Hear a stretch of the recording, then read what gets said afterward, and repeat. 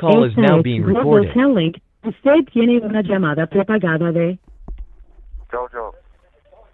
un preso recluido de la prisión estatal de Centinela, California. Esta llamada y su número de teléfono será controlada y grabada. You have a prepaid call. You will not be charged for this call. Para aceptar esta llamada, diga o oprima ahora el 5. Gracias por utilizar Global Tel Link. Hello, Jojo. Yeah, hello. Hey, how are you doing Yeah, tonight? what's up, James? Just right here. Yeah, Just I'm doing good. Excited to be back on. Be back on the journey with you guys. That's right. That's right. And happy to hear back from you. Definitely looking forward to hearing your journey, especially since you're about to get into landing at Calipatria State Prison, which is at that time when you got there it was a pretty notorious prison, a level 4 yard, right? Yeah, no, for sure. Yeah, at the time when I got there, like it was considered as the most like dangerous California prison, because a lot of other prisons they were already kind of on the same page of like like ending all hostilities, but Calipatria was kind of like the last one to stop, and they kept on continuing, like all the violence and everything. But yeah, I was there. It was a crazy experience, but yeah, I'm gonna share, some of it with you guys tonight, and with the audience. Yeah. I appreciate that. I appreciate that. So right now, like, how do you feel? How do you feel about sharing your journey? Do you feel good? Like sharing the things that you've been through. I'm not sure, like in the past, if like how much information you provide to people, when you go to these groups or whatnot. Um, but how do you feel? Oh yeah. No, I feel good. I feel like being able to share with people, because I think it's important. It's a learning lesson, it's a learning lesson for myself and others, and yeah, by going to groups and being able to share, like, kind of help me open up, help me like self-disclose, about like really feel, and what I really thought, in certain situations and experiences, and beforehand, before groups and before like my rehabilitation, like I suppressed all those emotions, because I was in fear of sharing. I was in fear of letting people know how I truly felt in those situations, because I would think, they'll see me as, something less than, or I ain't man enough, and those little stereotypes and the stigma that I attach to, certain feelings. But now, from going to groups and learning, and really seeking help, gave me understanding that it's okay to share, it's okay to open up, it's okay to, tell the truth, you know, and especially like if you're in recovery and rehabilitation and you change your life around, it's okay. It's okay to share your experience. So yeah, that's kind of my ideology now.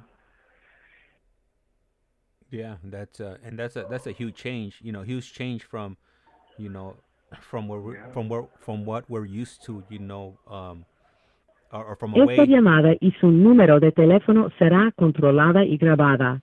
from a way that we're taught Yeah. to be. Not to speak up about certain things. Be quiet and just hold it in. And at the end of the day, Exactly. we're not doing ourselves or anybody else a service. By holding in all these feelings and whatnot. Yeah. I know I recently got into it, as far as like being vocal and speaking up, and about experiences that I've had when I was young. So I know Yeah. it's taken a huge weight off my shoulders, and it makes you it helps you communicate with people a lot more freely and openly, and not necessarily Yeah. am I just talking about like like telling or things of that nature. It's just like if let's say like if I'm at work and somebody tells me like, hey, go do this. Now I feel like I have the voice to tell them, like, no, like I'm in the middle of something else, like I'm not gonna stop doing what I'm currently doing, just just to please you, So it Yeah. helps with normal day, interactions with other people, opposed to before that I'll just go ahead and do it even though I didn't want to do it. But now I feel like I got a voice now, and I'm able to use that voice, and use it for for my benefit, or to let somebody know how I feel, or that I'm not gonna do something. So little things like that, Yeah. are a big deal to me. I'm not sure, the audience or whatnot, but in our community, I feel like it's taboo, to talk about your feelings, or Yeah. when it comes to things Exactly. like that. Yeah.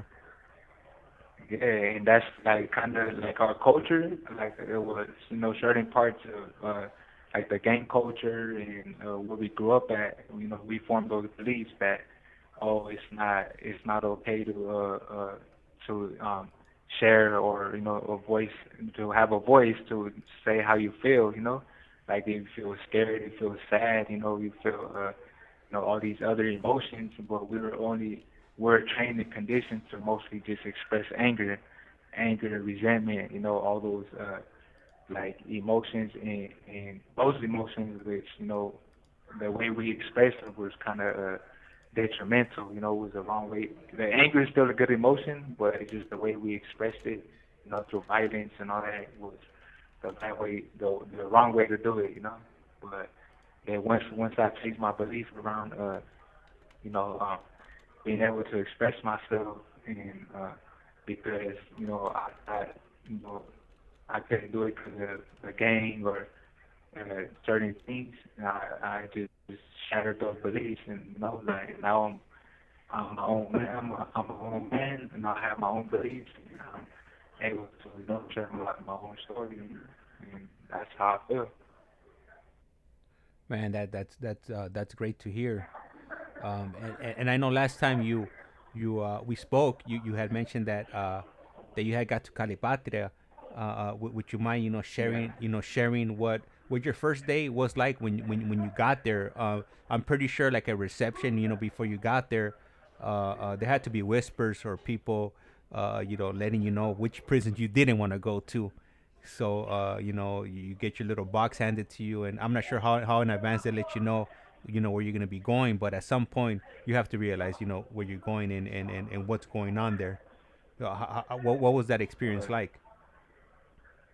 Oh yeah, so I remember waking up. Well, I was in reception in Delano, so in the morning, the COs they came to the door and told me like, "Oh, you're leaving," and then, so I was like, "Oh, where am I going?" And then they told me, "Oh, Calipatria." So I was like, "Oh man!" So as soon as I got out, got my stuff, wrapped up my stuff, put everything in a bag, some bags, and well, we go through the process where we change out our clothes. So the jumpsuit, they got to put us in the jumpsuit, and then handcuff our legs, handcuff our hands. That we had to go through that, and then got on the bus. Because there's from Delano to Calipat, I think it's like about like a 4 or 5 hour drive. So I had we went straight over there too, from Delano all the way to Calipat. So it was along the bus ride.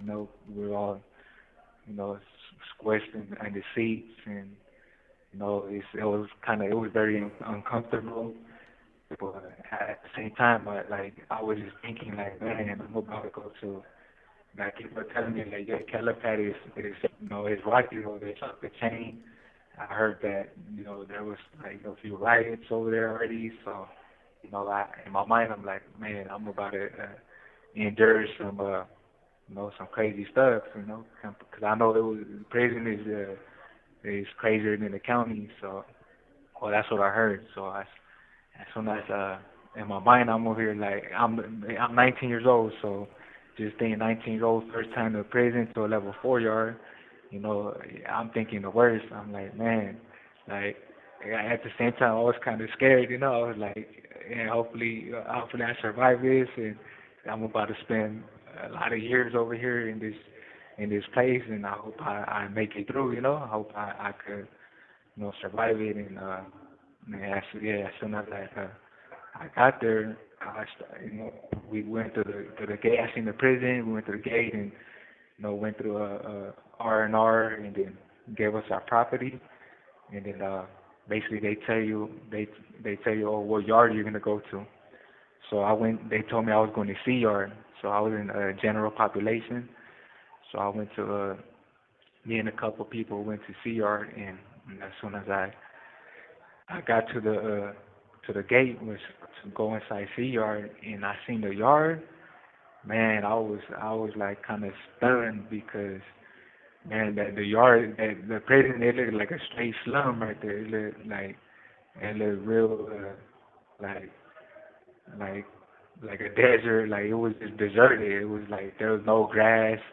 The the uh the track was all broken up, and then there was bullet holes. I seen a lot of bullet holes on the walls, and then like like uh pepper spray marks on the ground. And so in my mind, I'm like, damn, this place is really this place is crazy right here. Like, a lot of stuff must have been going on over here. And it was only like two basketball courts, handball court, and like two workout piles right there. And then as soon as I went to the building, I went to a building two. I guess it was kind of like intake. So we went into the building, and there's 5 buildings. So I went in building two, and yeah, I went inside, and I seen there was like 50 cells on the bottom, and then 50 cells on the top, and it's a two-man cell, so it's like about like the capacity is like 200 people in a building, and it's like a gun tower, and then like 2 COs on the floor. So, but like, and then the doors right there were like honeycomb doors, so people could see you. Like you could see people standing at the door. You know, you see like all these you know, people, gang member people looking at you, and I was like, man, I'm in this like this cold gang environment, but I was like, I felt like I had to prove myself. I had that false pride, and I stuck out my chest, and I was, just all I know is that, if you don't want to be the victim, then you have to, like basically be the one to, volunteer and, show that you're with the business, and but as soon as they gave me my cell, went in my favorite cell, and was looking back, I was thinking like, man, like the COs really never like gave us no like positive advice, no guidance, nothing. Like they didn't maybe tell us anything about groups, uh, locations, or anything. Like, there was nothing positive going on. So it was just more like, oh, there was a riot, you guys are on lockdown. So in that yard there was a riot before I got there, so they were already in lockdown. So I got there on the lockdown. So I went to my cell, had a cellie, and then the people that did it, as the homies got at us, basically like just told us, what happened and what's occurring, and from there you basically start getting conditioned. You start getting conditioned to like survive in that environment. You gotta adapt, and you gotta just learn the ropes, to make it through. And that's what I did. I started, being alert, paying attention. Esta llamada y su número de teléfono será controlada y grabada. Yeah. Le queda un restante de 60 segundos. Oh, my bad. Somebody came to the door right now. Somebody's knocking on the door. No worries. If you want, you could go ahead and give us a call back, just because it's about to hang up already. We only got like 43 minutes left on this call, so we could go ahead and just start off on a fresh one, so you could go ahead and continue with or through, sharing your journey with us. Call back. All right, perfect. All right, so it was about to hit the 15-minute mark, and uh, I figured it was probably best just to start a new call because it seemed like this call, the audio was a little bit, it was going robotic, if you will. So hopefully, with a new fresh phone call, it'll hopefully improve the audio. And I know towards the end of Jesse's and David's calls, it started to sound a lot more robotic. And I'm guessing maybe that's because people are right now, they're probably in the tablets and overwhelming the the infrastructure that they have set up over there for their cell network or Wi-Fi network or whatever kind of network they got set up, for these tablets. But it's definitely showing that it can't handle all these calls at the same time. And Lightsman put, let me get my glasses, my vision. All right, I have to get you some bifocals.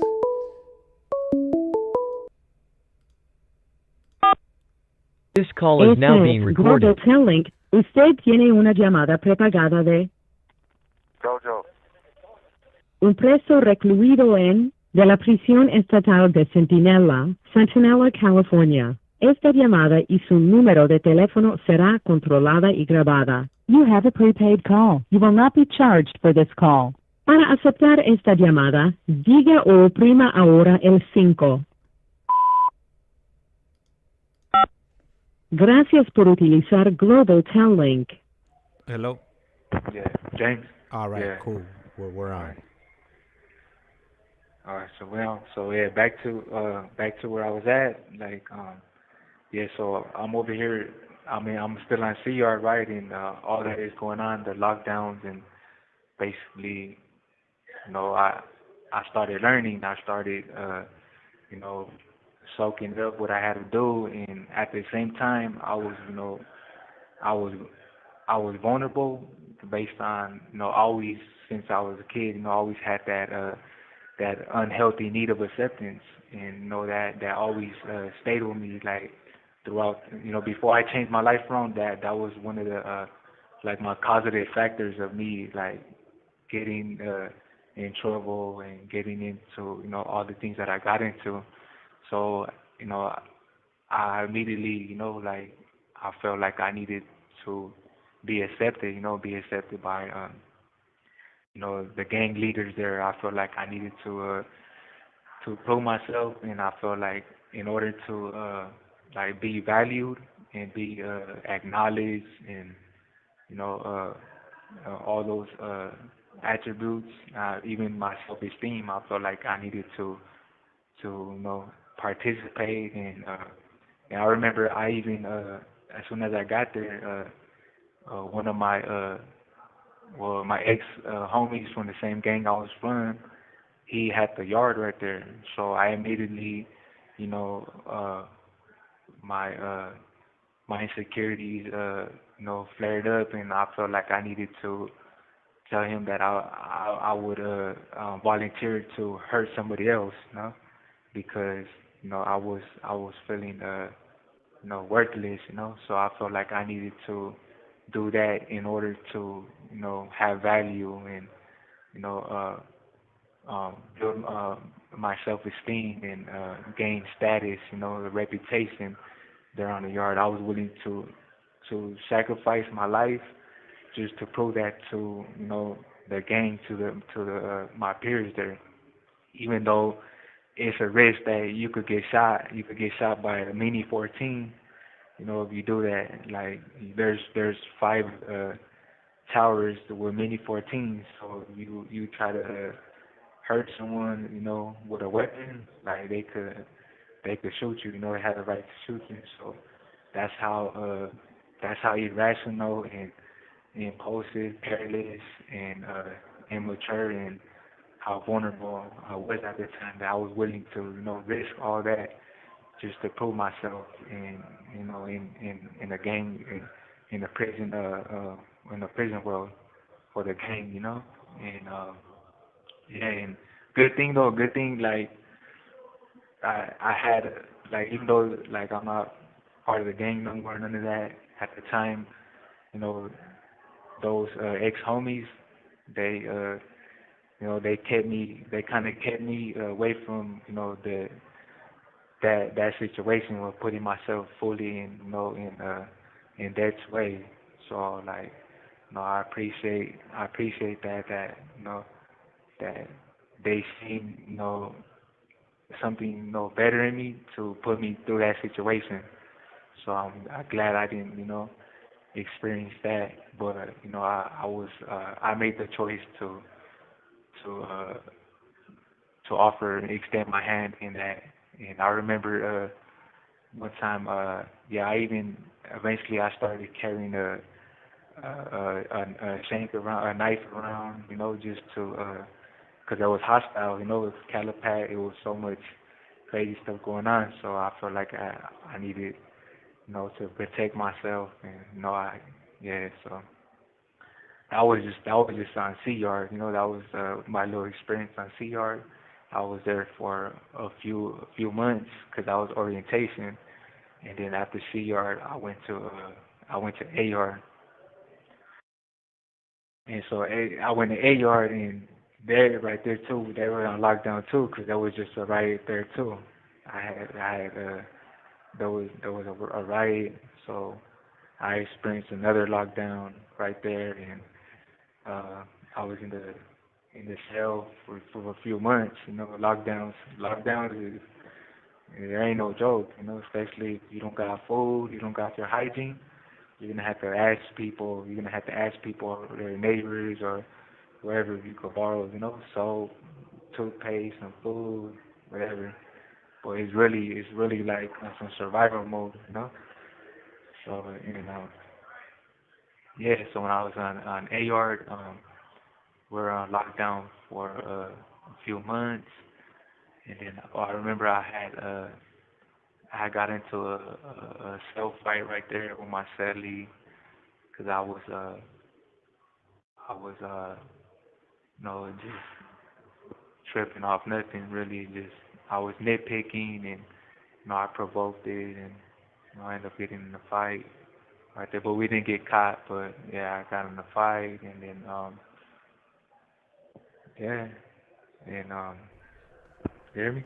Yeah, let me ask you something, cause I hear a lot that fighting within your car or your people, that it's looked down upon unless it's sanctioned, and something like that could definitely get you on a wreck.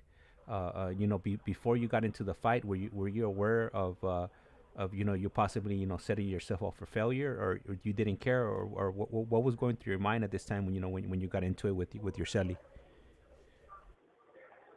Yeah, well, yeah. At the time, yeah, I knew, because they basically, they tell you, like the rules. So I knew, but at the time, I was careless. I didn't care. So um, I still did it anyways. But and yeah, but good thing we didn't get caught, because if we did, then like you said, we probably would have had you know, um, there was some kind of consequences for it. When you got there, so when you got there, you guys were already on lockdown already. So did you walk into a prison that was currently on lockdown with no movement? Yeah, yeah, there was, most of it, because it was already, it had been going off, like it's been riots and all that. So but yeah, as soon as I got there, basically they let me know. Esta llamada y su número de teléfono será controlada y grabada.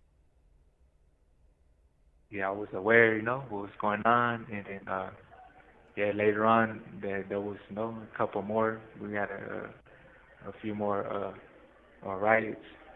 You know?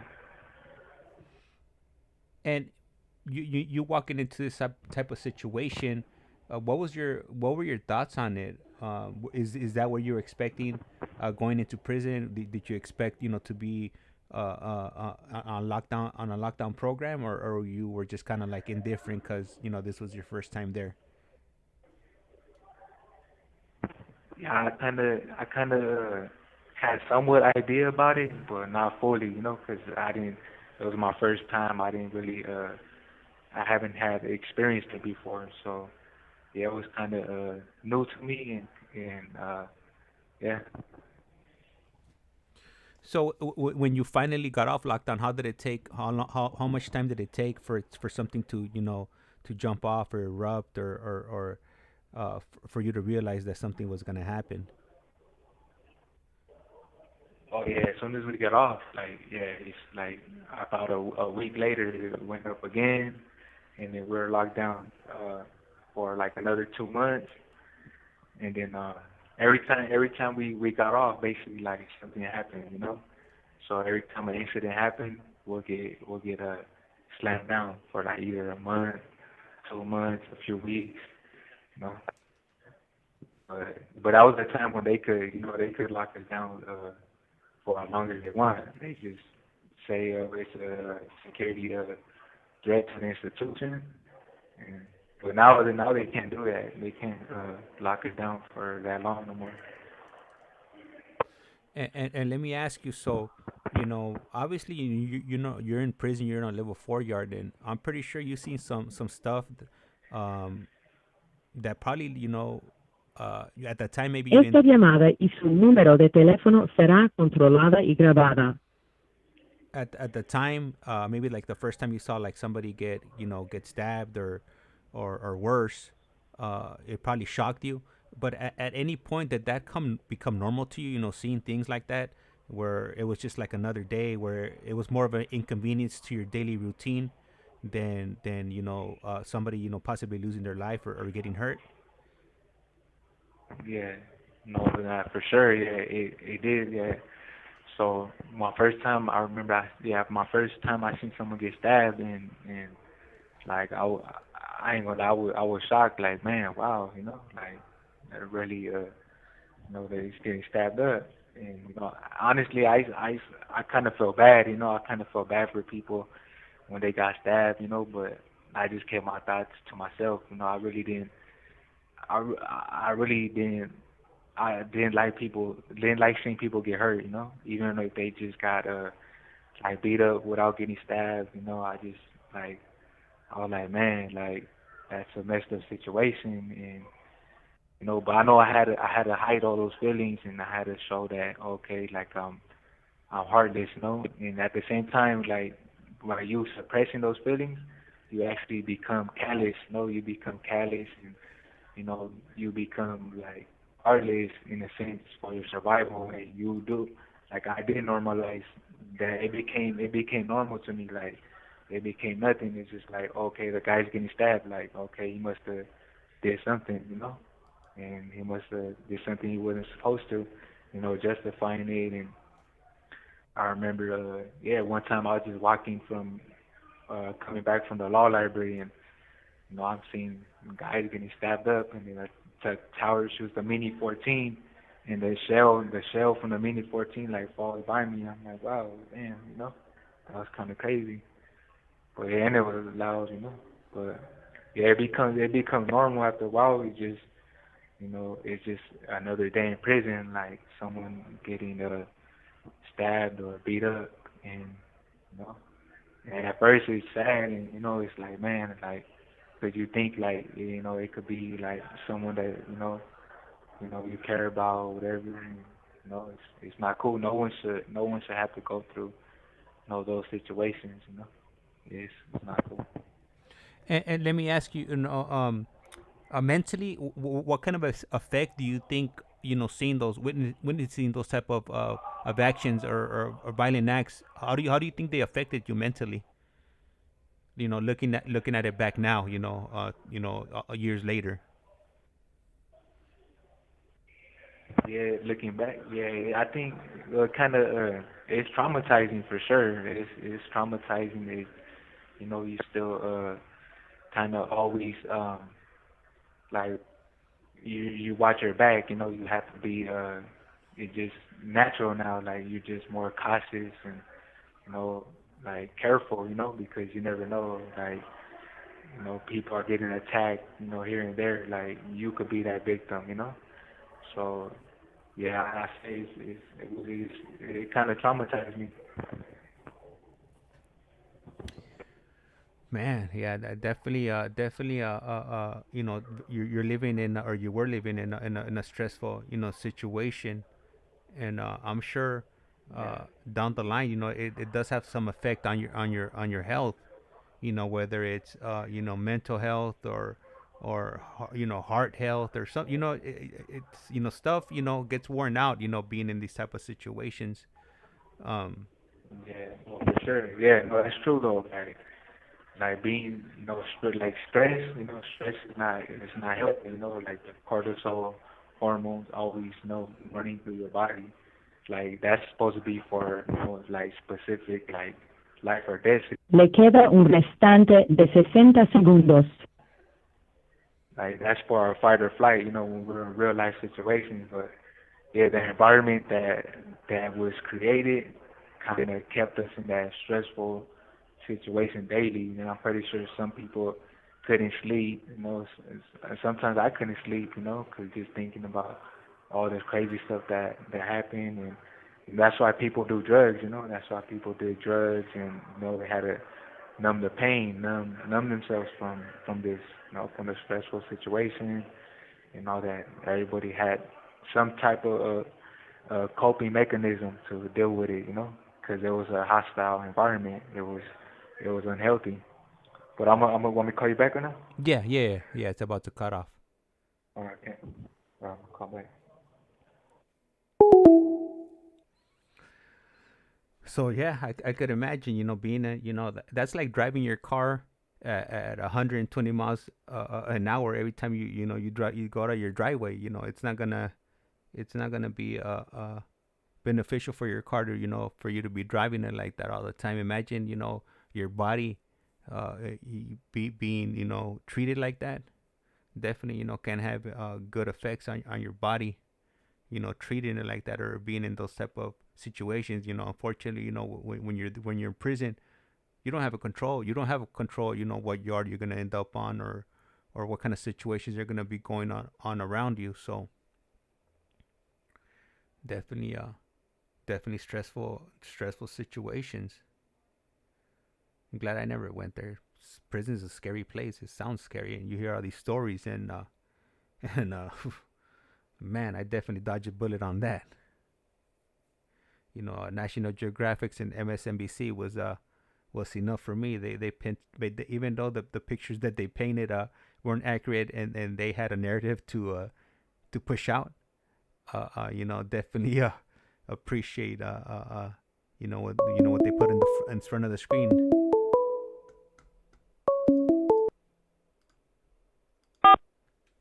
This call is now Esta being es recorded. Global Telling. Usted tiene una llamada prepagada de Jojo.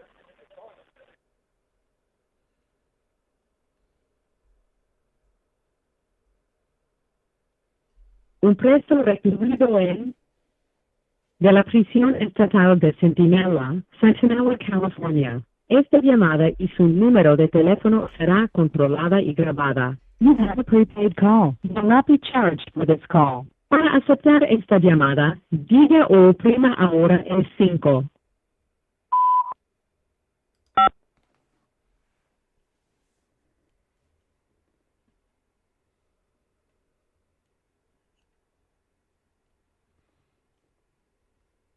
Para rehusarla, por favor cuelgue ahora o espere en la línea. Gracias por utilizar Global Tel Link. Hello. Yeah, James. Yeah. Yeah. All right. So, um, when you're in situations like that, is there like a professional, like either a therapist or anybody that you could talk to, in the prison that could help you, mentally, cope with these stressful situations you find yourself in? Um, there's it's like one. It's one. There's one psychologist for the whole yard, and then the counselors. They have counselors, but the counselors are not there for that purpose. They have them there for other purposes. Or they don't really like try to like support people mentally, emotionally, or counsel them in that sense.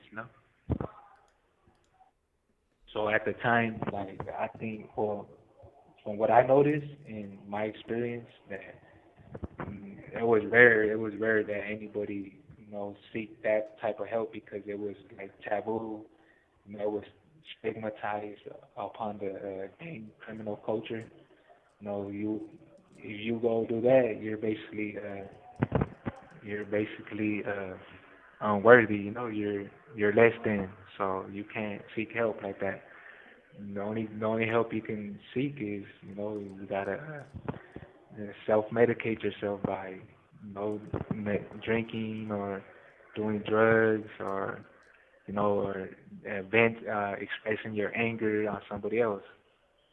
That was like the prevalent coping mechanism we had, or you just gotta be strong-minded. Like you gotta be strong-minded.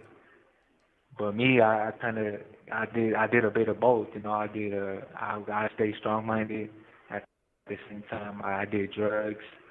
I did drugs. I did alcohol. You know, I I beat people up. All those things. Just uh so to as a coping mechanism to release that. To put a band-aid over that pain I was feeling. You know what? I was just thinking about something right now. So it's kind of similar, like if you think about it, because in the military, if you're in the military and then they find out that, or you let them know that you have like a medical issue, then they'll discharge you because yeah, you're not ready for combat. And in prison, it's the same thing. You have to be ready, for combat. So you definitely uh, um, gotta be sharp. If you're not Yeah, all no, for there, sure. then they consider you a liability. So yeah, I Yeah, could no, definitely that's see. for sure. Yeah, no, that's true.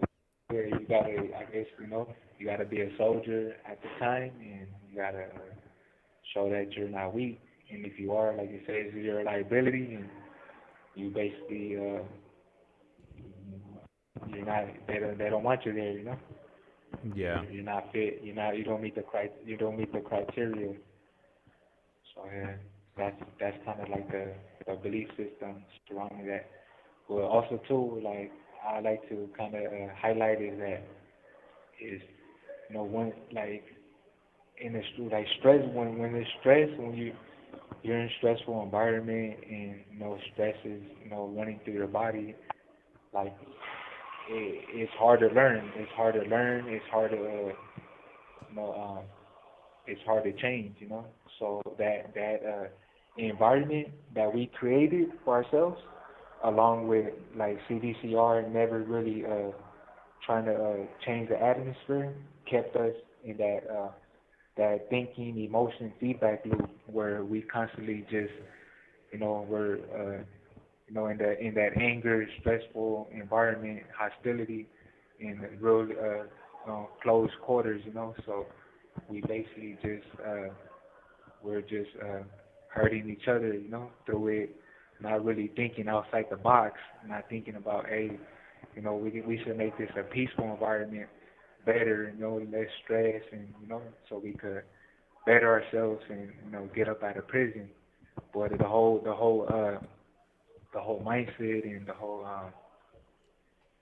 whole lifestyle was, it was all self-destructive. We were thinking we're just basically just ruining ourselves, and ruining, hurting each other, instead of, thinking differently. Yeah. So later on, it started shifting in that direction. But like during that time, that was the ambience, during that time. And yeah, and as I got to, I was only there on AR for like I think like a little less than a year, because they ended up needing more space right there for the hole, because building 5 was with ADSEG, it was ADSEG, and then so it was filling up, so they needed more space on the next building over, which is 4 block where I was at, and in the section I was at, it was close to like C section, so they was already filled up. So they had moved us to another yard, so they moved me to B yard, to Bravo yard. So I went from C, and then I went to A, and I went to B yard, and then yeah, B yard B yard was it was off the chain too right there. It was going up, a lot of stabbings. I seen a couple people die right there. I remember one time there was I seen some they were actually when I was from a gang they were my rivals. They were another race, and they were brothers actually.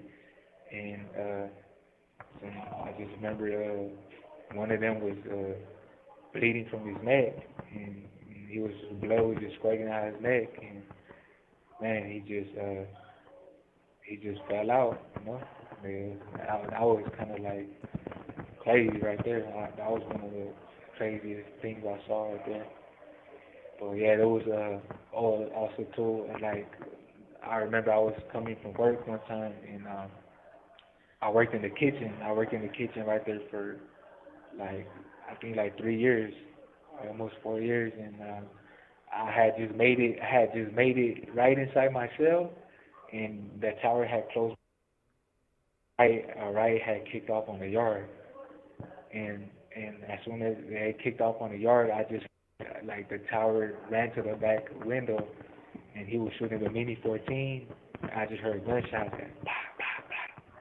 He was really shooting at but I think he was shooting at the handball court, trying to tell people to stop, but yeah, 'cause there was bullet holes all over the handball court, and then man, as soon as the people in the building seen it outside, the riot happened in the building too, and then the tower he grabbed the Big Bertha, the block gun, another block gun.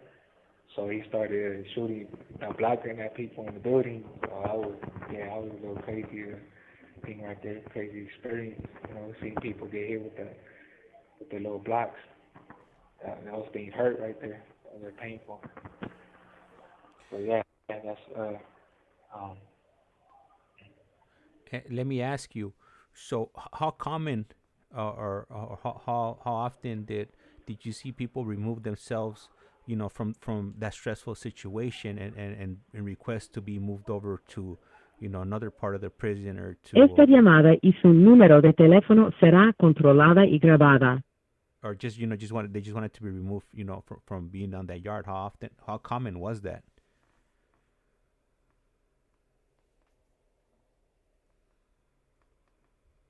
I think you're I guess we're probably having some issues again with the. rare because people, So, hey, Jojo, so people really stand there. it just cut off. So after I asked the question, we couldn't hear anything after that. So if you don't mind starting from the beginning. Okay. Yeah, so right there on that yard, there was really, how do you say, it was rare that people were locking it up, like leaving. It was just every once in a while because a lot of people were just, there is like, I guess taking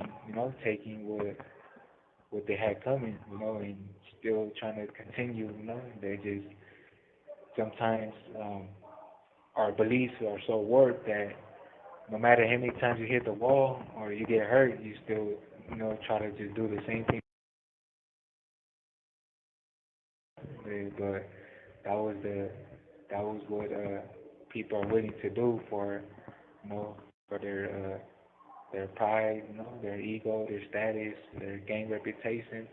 Like I myself, like at that time, I would have done the same thing, because I was so the gang and criminal lifestyle was so ingrained in me, and that was like majority of what I knew at the time. I didn't know anything else. Even though I did, kind of have, um, I did want to, do better, but it was nowhere like near, like in reach. So I just had to, just go with what I knew and what I believed at the time. And yeah, I just kept on continuing. I kept on continuing to seek acceptance. I kept on volunteering for certain things, and I was participating in all kinds of illegal activity. I started I started selling drugs. Because at the time, I didn't really have much family support. I didn't have much people supporting me like in the streets. Like I had ex homies that were there for me here and there, but over time, people they fall off. They go their separate ways. They have to live their own life. So you basically are on your own. So my mentality, my mindset was, the only way I know how to survive was through like criminal activity, selling drugs, all those things, and that's what I use, those same methods to survive. I found a way to get drugs. I found a way to get a cell phone, and I basically, I sold drugs. I got a cell phone, and I use that to basically make money. I use it to make money, so I could have the things I wanted. Even though I really didn't need things, because I know the prison, they provided me with food, and not as much as I wanted, but you get your 3 meals, and you get whatever they give you. But at the end of the day, like, Esta llamada y su número de teléfono será controlada y grabada.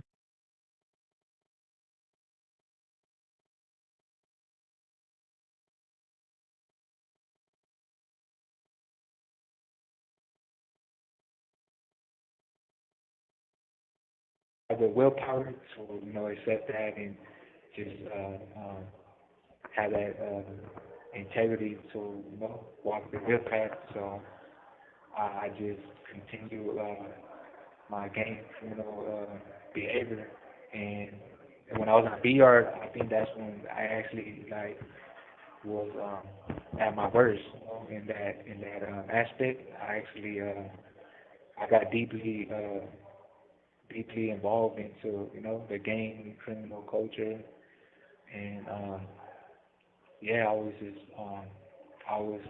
callous, I was careless, and I was just thinking about myself, never really taking other people into consideration, or even my family, but yeah, eventually, like I got it together, but I had to go through like a lot of things, like when I was on BR, I actually in 'cause I was in BR from 2011. Le queda un restante de 60 segundos. 2011 to 2016, like middle of 2016. So I was right there for about that amount of time. You want me to call you back right now? Yeah, we'll do one more. And then, okay, call back. All right, so it's that time of the day, or that time of the call. These calls only last 15 minutes, unfortunately. So he should be calling us back shortly. Once he does, I do see that LA analyst put a question here for him. So as soon as he calls back in, I'll go ahead and ask him the question, and maybe he could shed some light on the question you have there for him. And then this will be our last call for the night. I'm gonna go and hang up the phone line, put up the phone, put up my microphone, my headphones, and I gotta go out, because this room is hot, and I'm ready to relax. I've been playing operator all day, and tomorrow I don't think I'm gonna be on as much as I was today, because my daughter's going back to school tomorrow, so I gotta go ahead and be part of that, and then we'll see what I have planned for tomorrow. I don't think I have anything set up for tomorrow. I think I'm gonna have to start figuring out a schedule where maybe I'm just gonna do like one stream a day, because I'm definitely spreading myself thin here. But I'm gonna go ahead and figure that out. All right, my daughter just just walked in. She's It looks like she's gonna grab some.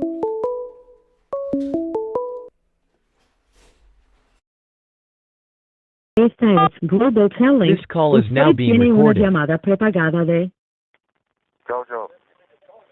un preso recluido de la prisión estatal de Centinela, California. Esta llamada y su número de teléfono será controlada y grabada. You have a prepaid call. You will not be charged for this call. Para aceptar esta llamada, diga o oprima ahora el 5. Gracias por utilizar Global Telling. Hello, Jojo. Yeah. So I have a question Yeah. here Back on. from LA Analyst, and she wants to know. Okay. Yeah. She's asking, ask him, why do riots typically start? Who starts these, and why do they happen? Okay, so that's a good question. Thank you for asking that question, LA Analyst. But riots usually happen because it's like either another race. Because when we're in prison, like every race kind of sticks together. So it's like there's the Mexicans, then the blacks, and then the others, the Asians, the whites, and so if another race, say if Mexicans, if one Mexican tries to fight a black, and that will start a riot because the rules are that if one person attacks another race, everybody has to get involved. So if one Mexican attacks a black, then all the Mexicans are gonna have to jump, and then all the blacks are gonna have to jump, and it's vice versa with every race. That was like the one of the number one rules in the prison culture.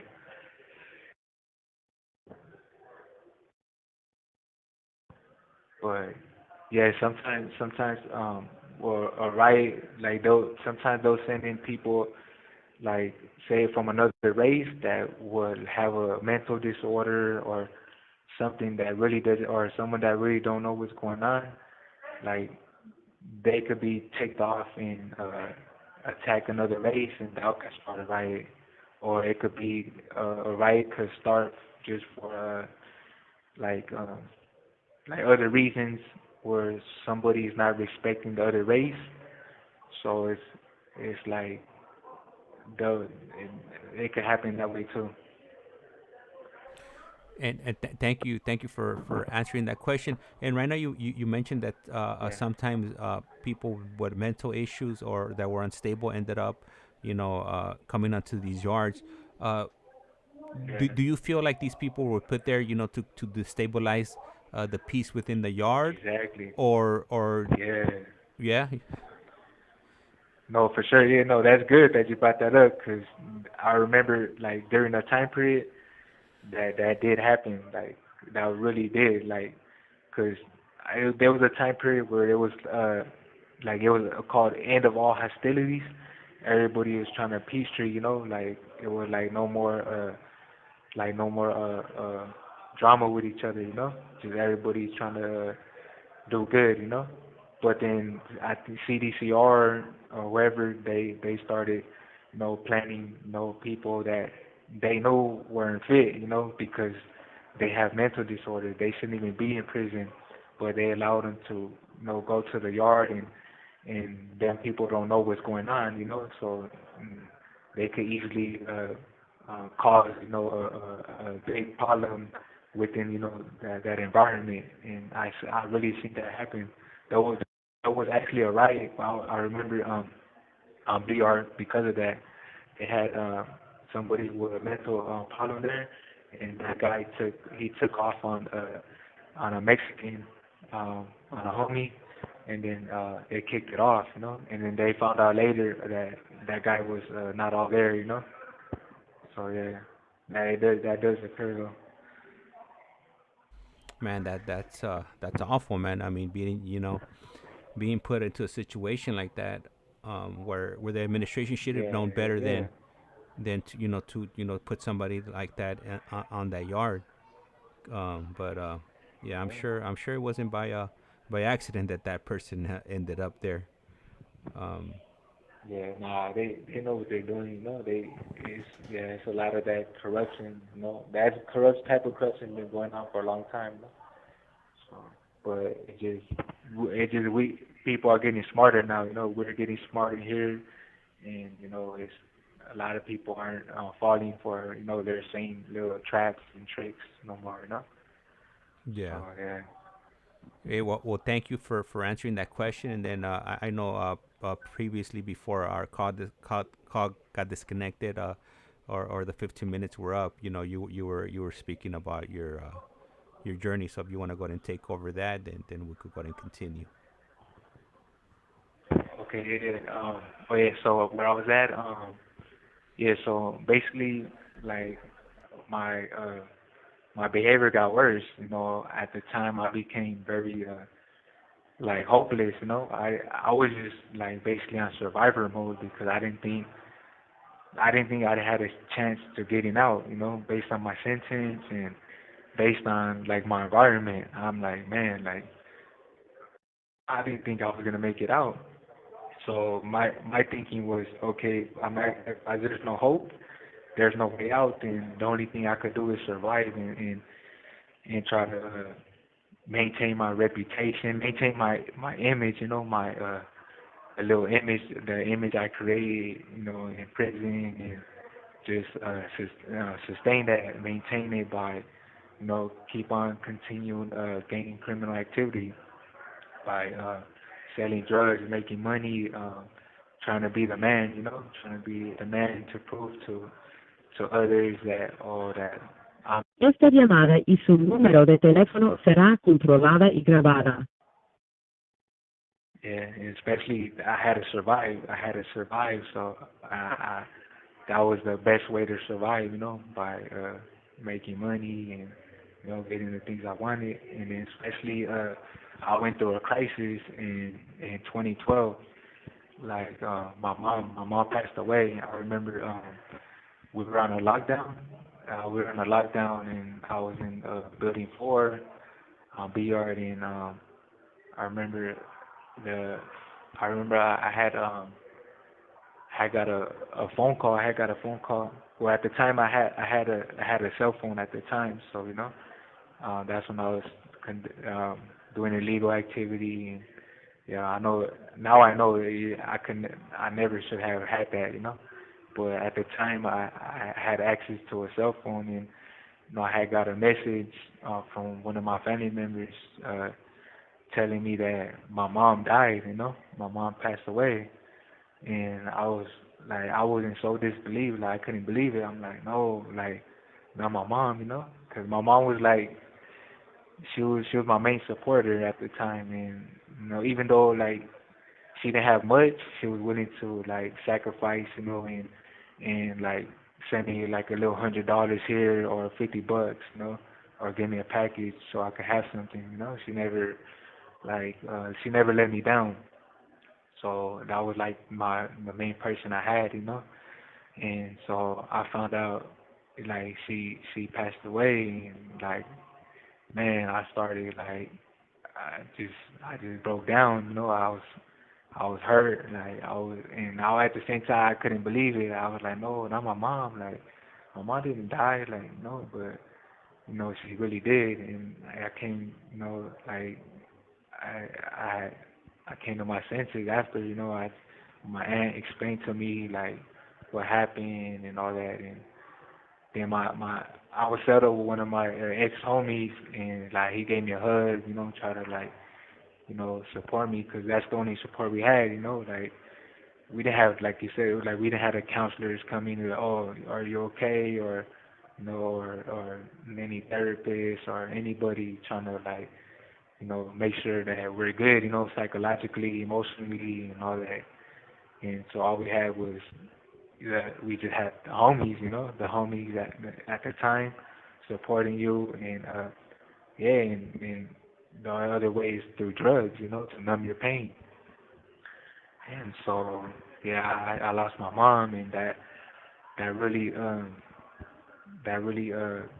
like I was kind of more, I was angry about it, and at the time I just like I went through a little depression on a stage, and after that I knew I was on my own. Like I was really like I had to be a man, on my own, and I just had to even survive war on my own and learn the ins and outs of the gang criminal lifestyle in prison, so I could stay afloat. I had to stay afloat, and yeah, I just I got worse, I got worse, and I relied on seeking acceptance from my ex homies, and going to them for guidance and all of that, and yeah, I continued that for like all the way till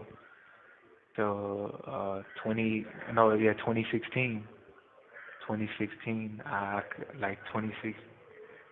Well, actually till 2017, I continued participating in gang criminal activity, trying to put myself selling drugs, getting cell phones, and I got caught. I got caught with 2 cell phones before. They came and searched the cell and found the cell phones. I had got a write up for it for having a cell phone at the time. I got 2 write-ups, but now I address my write-ups. But yeah, at the time I got a write-up. But yeah, and then I didn't have, I was hopeless. I really like that made me even more hopeless, losing my mom. Like, man, who am I gonna go home to? Like, all my brothers at the time, all my brothers were locked up. I had 2 brothers doing life in prison. My older brother, my younger brother, and then had my other younger brother in CYA, and then my other brother was in the county. So, and then all my other family members, they were all gang members. So, and they're all on their own, like their own, doing their own thing. So I basically had to just, you know, struggle and strive through it, and strive through the struggle until eventually I got a little dose of hope. That's when the law started changing in 2016. I remember I had got a letter in the mail stating that I qualified for a new law called SB261, Senate Bill 261, and they showed me that I have a possibility of going home on my a little before my 15th year. So I never would imagine. And I remember I read the paper. It said you have a youth offender parole board hearing in 2023. You know, but it got pushed back to February 14, 2024. But that was the date. You know, the first date. Esta llamada y su número de teléfono será controlada y grabada. That was the first time I actually like felt some hope in a long time. I'm like, man, what the hell? Like, is this shit true? Like, I could really have a chance to go home like soon, so I could like, start my life. But at the same time, I got that hope. But at the same time, I wanted to change, but I didn't know how, and also too, I still had the same work beliefs, and I still had the same character defects. So I needed a lot of work to do at the time, because if I would have got out with the same mentality, same character, and I didn't learn nothing, I would have came back to jail. So like it didn't take me till 2017 to actually realize that like I had to really step away from that lifestyle, that environment, dissociate myself from the gang, dissociate myself from gang members, and then stop using drugs, stop. Le queda un restante de 60 segundos. But yeah, we'll touch up on that story in the next one, or I don't know. Yeah. Want me call back real quick, and then we'll call it So I'm gonna cut the stream, but yeah, if you want, you call me back and we'll touch up on a few things, and then if you want, you could go ahead and tell the audience adios for now, and then we'll talk right off the air. All right. All right. Hey, thank everybody for tuning in, for being on the podcast. I appreciate you guys. I appreciate you, LA analysts, for asking that great question, and keep the questions coming. And thank everybody. Keep tuning in, and can't wait to share more of my journey. It's gonna get better, and you guys are gonna see the change in who I became and who I am today. So I would like to really show that with you guys. I appreciate you guys. All right. Well, once again, thank you for tuning in, everybody that tuned in today on all the streams and just this stream or the previous streams. Really appreciate it. And we'll definitely be back tomorrow. I'm not sure what time we're going to be on yet. I normally like to shoot from the hip and figure it out then. And with that being said, life's like a candle. Once you blow it, it's lights out. And I'm out. Thank you for listening, and we'll see you shortly.